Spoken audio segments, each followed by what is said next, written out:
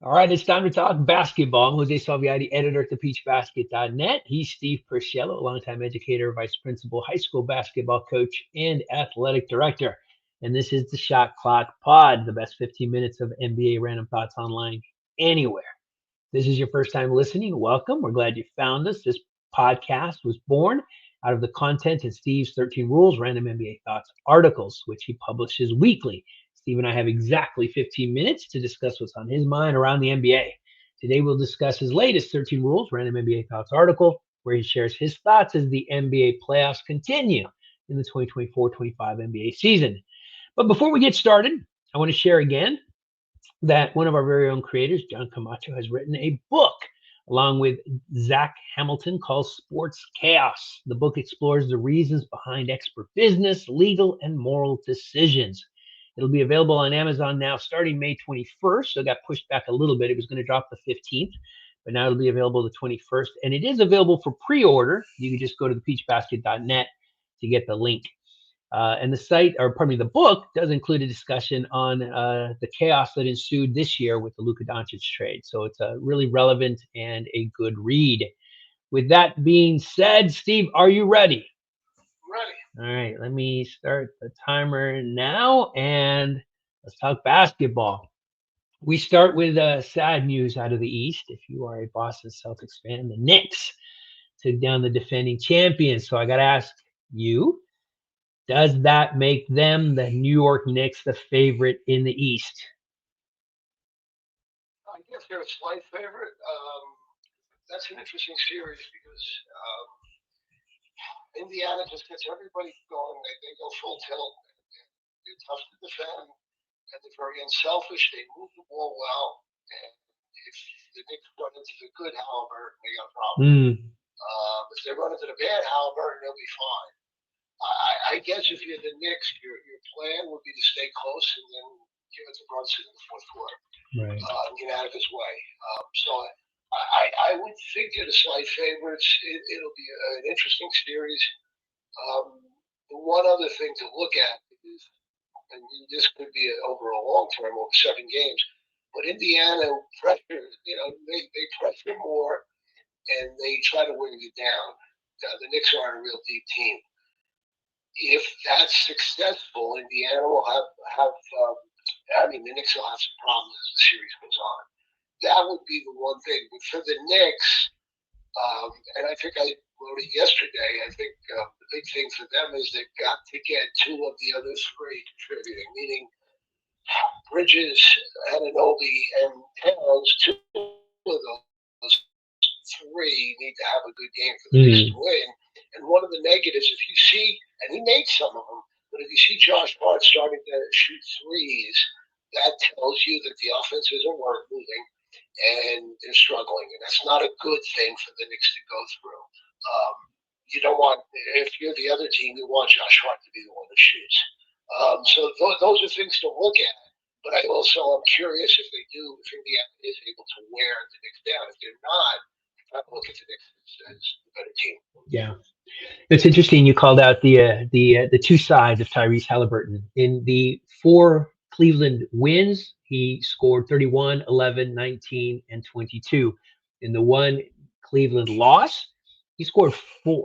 No rebounds, 5 assists. He played the same number of minutes, just was non-existent in that game. Now, there was one game where he didn't play much better, but they were able to win. So yeah, Tyrese is the key to that team. I mean, that's pretty clear, right? How do you lock this guy down? Well, what I think is interesting, and everybody's got a definition of what a star is. Right. The other last week, Mikal Bridges in one of the games against the Celtics went off in the fourth quarter. Yeah. And you sit there and say, well, why can't he do it every day? Well, that's just it. He's not a star. Right. A star brings it every day. And I think Halliburton is very close to being a star. But I would, because he doesn't bring it every day, I would not consider him a star. But he is very dangerous when he gets on a roll. And the threes he throws up, they're coming off the moon, and they go in. They're killers. They really set a team back. But again, he's got to bring it. And the difference between a star and a non-star would be that. What Halliburton they're lucky about is Nembhard's a real good player, tough son of a gun, defensive, does it all. And Aaron Nesmith is a nice player too, and he's got a lot of guts. Going to the basket, he's not afraid. So they're getting those two, and then of course Siakam and Turner can play. So they're getting more than Halliburton at night every night, and that's an interesting piece. So it's an interesting series. One of the things Indiana has is depth also, when the Knicks really don't. Yeah. They're spinning the dials. When Deuce McBride comes out, some nights he doesn't miss, and other nights, oh my goodness. And that's the problem. And then Mitchell Robinson, are we going to redo the Hacker-Mitch game too? Right. I don't know what Indiana plays.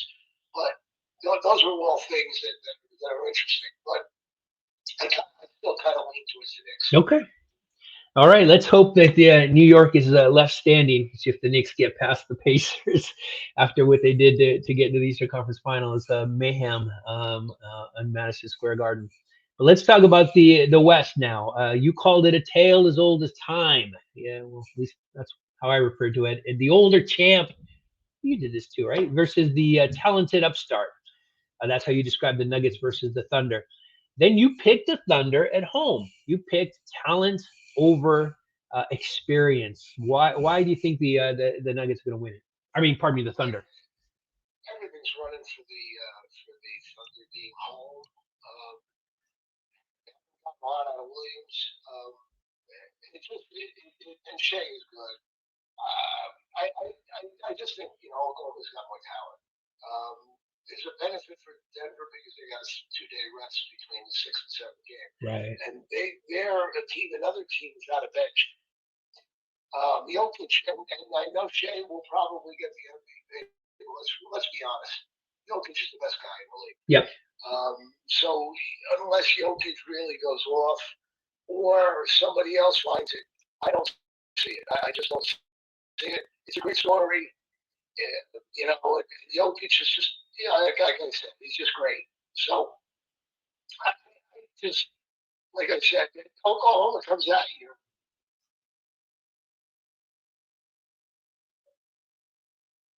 You're here to play it. But Oklahoma comes at you with 9 guys or 10 guys, and they're not afraid to use them, and there's so much there. I would be very surprised. If Denver won. Okay. Yeah, and making it tougher for Denver. Aaron Gordon confirmed, Yes. right? Yeah, long odds to play with a grade 2 hamstring strain. I'm looking for updates now. I don't see anything. So it's still, iffy, which just makes things tougher for the older champ. Even if he does, what's he gonna have? Yeah. He's hurt, and it kind of. If you remember last year, Anunoby tried to play in the 7th game against Indiana. He went up and down the court for a couple minutes, and then they pulled him because he really had nothing. And it's a shame. It's a shame when a guy goes down at this point in the season. Who do you like in this game? Yeah. Well, I mean, and I'm seeing a report from Yahoo Sports. He will be out for Game 7. That being Aaron Gordon, which seems very likely. And then the Thunder at home, they've been good. But the knock with the Thunder, and you've made this, this assertion multiple times throughout the season. They got to prove it under the lights, and the lights don't get any brighter than Game 7 against a world champion. So it's not going to be easy. I expect a really good game, but I'd be really surprised, along with you, if the Thunder don't pull it out. I'm going to go out on a ledge of it. I'm going to say by 10. Okay. I'm going to say by 10. Okay. I'm not going to push back. I think it'll be a close game, but yeah. Okay. At least 10. Let's see how that plays out. Tip is in about 2 hours, so from the time we're recording this. All right, let's jump back to the East and talk about the 64-win Cleveland Cavaliers. This was a team that, like the Thunder, right, just dominated the regular season. They were the number 1 team in our power rankings for 90% of the season. But despite the 64-win season, despite the regular season dominance, You wrote that it might be time for them to make a change, specifically with their guards. What do you see as their weakness there? But when you look at the NBA things, you look for at least one guard to be 6'4", 6'5", 6'6", because defensively you get picked on. Go back to the Knicks series against Boston. When Boston did well, it was when they were able to go at Brunson in the post. The Cavs have two guards. I guess Mitchell's 6'3", he's the bigger of the two. Garland's small, 6'1". You're going to have a problem because if you play against bigger guards, they're going to take you down. Yeah. They need to go out and get somebody 6'5" or bigger, physical, that can defend other teams' guards. You can't ask Mitchell to do that because you're asking him to score. And you just can't, unless it's a dire, and he's not a great defender in the first place, but unless it's a dire situation, you have a problem. So I have to think that Garland would be the guy to go. Now, Garland, he was hurt. People don't realize he is a very talented offensive player. He's good, but he was hurt, and he really had nothing in the playoffs. He played, but he didn't have much. But Garland is a valuable player for a team looking for a shooting guard that can score. Okay, he can play a little bit of the point. I mean, he could do a lot of things. So he's got some value out there. But what I would think the Cavs need, and I think I wrote this, they need a Marcus Smart type player that can shoot better. Yeah. There's not a lot of them walking around. Right. And Marcus Smart is, I think, past due date. But that would make them a much better team. Don't forget they have the two bigs, and Mobley is a pretty good defensive player. Although I've said it before, I thought Luke Dort was the best player, defensive player in the league. Right. But Mobley's good, and so is Jared Allen. So they got good protection behind the guards. But those guards, defensively, you gotta do something. If again, and we'll use Boston as their last year's champ. Boston are 6'4" and bigger. And Drew Holiday's physical. He guards centers. So you need that to win. You have to have one guard willing to defend. And Cleveland just doesn't have that. That's a big thing. The other thing is they need health. Yeah. Yeah, which everybody's looking for at this time of the year, and very few teams have. And it's always you hate that it comes down to that because I have. Oh, go ahead. No, I'm just going to add. Ty Jerome was up there for Sixth Man of the Year. Yeah. But if you notice in the last game they lost to Indiana, he didn't use it much until the second half. Reason being, he's not a good defender. So they were still looking for a guard. And Merrill's not real good either as a defender. So what I'm saying is they were still looking for something that can defend to give them a better shot at it. And that's something. And my whole thing is, if you got two bad defenders, you're gonna have a problem. Yeah. And they have three when you think about it. Spruce is average, but 2.5. That's not a good thing. Right. Yep. Tough for Cleveland that they're thinking about it, but they are on vacation, and it's time to start thinking about that in Cleveland. Let's jump to the West and finish up with the Dallas Mavericks, a team that that's not playing right now, but Dallas Mavericks famously, right, let Luka Dončić go because their DM said defense wins championships. You wrote about that, not about the Mavericks, but about defense, and you took it a little deeper. Interestingly, I thought you didn't just say defense wins championships, but a specific type of defense. What was that? Well, I talked about team defense. Yep. And by that, everybody switches now. They switch pick and roll. They switch everything. So now can target people. If you go back to that Celtics series, when the Celtics won, they were successful in targeting Brunson and Towns. And Towns commits a lot of silly fouls, but neither of them are good defenders. So what has happened in the NBA is if you trade for a real good defender, you get one.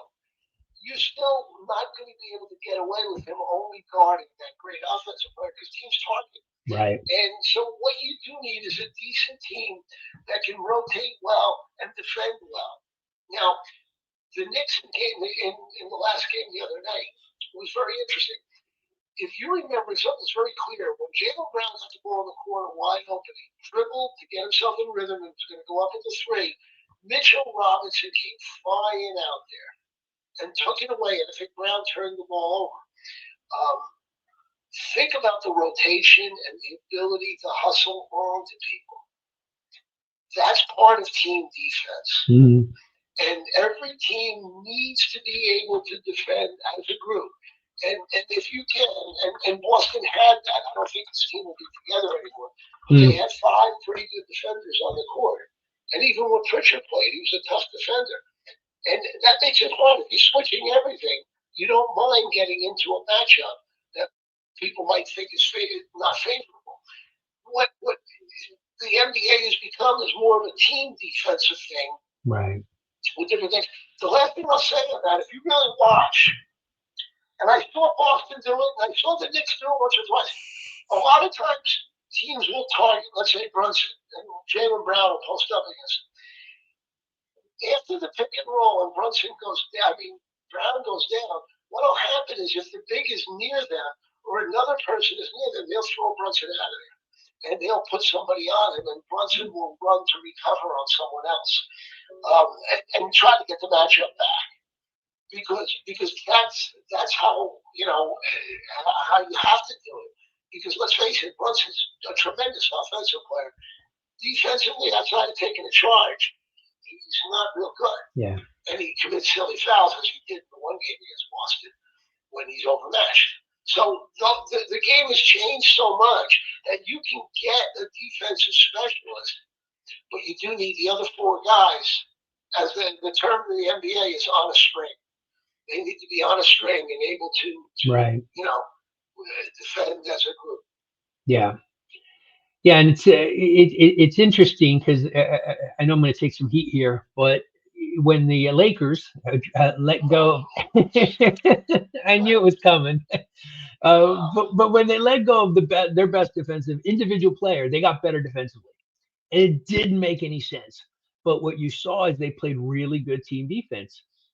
Their angles were better. They got hands on balls. The 50-50 balls got better. I don't know why, but that happened, and you saw it happen in real time.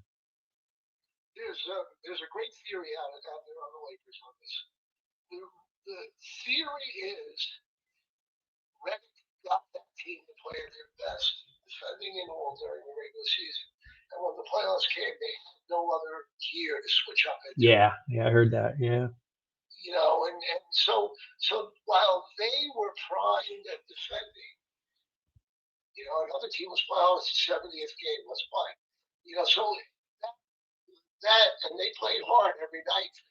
Yeah. So, and I think that's part of his learning curve to become a big, better coach. Yeah. It's amazing how we go to the Lakers. Something that we don't even. This season's been done for 2 weeks. They've been fishing for a while. Yeah. And again, I hesitated. I did, but it was just the best example I could come up with. No, all right. It's fine. It's fine. I always, the way you get the titles. Right. And I appreciate your passion for the purple and gold. But that's it. You may not have heard the timer. It was a little muted or the buzzer, but it did go off. Our time is up. Thank you as always for listening. Thanks for watching. Make sure to read Steve's entire 13 Rules Random NBA Thoughts article. We'll link it wherever you are listening or watching to this today to get more NBA random thoughts as the 2024-25 NBA season playoffs rally actually continue rather. And join us next week as Steve shares his thoughts after the conference finals, the NBA Final Four. Are set. Excited to see how all of that plays out. And of course, please consider subscribing, liking, commenting. All that stuff matters, and it means everything to us. Thank you. Join us next week on the Shot Clock Pod, the best 15 minutes of random NBA thoughts online. Anywhere we'll talk next week. Steve, thanks. Take care.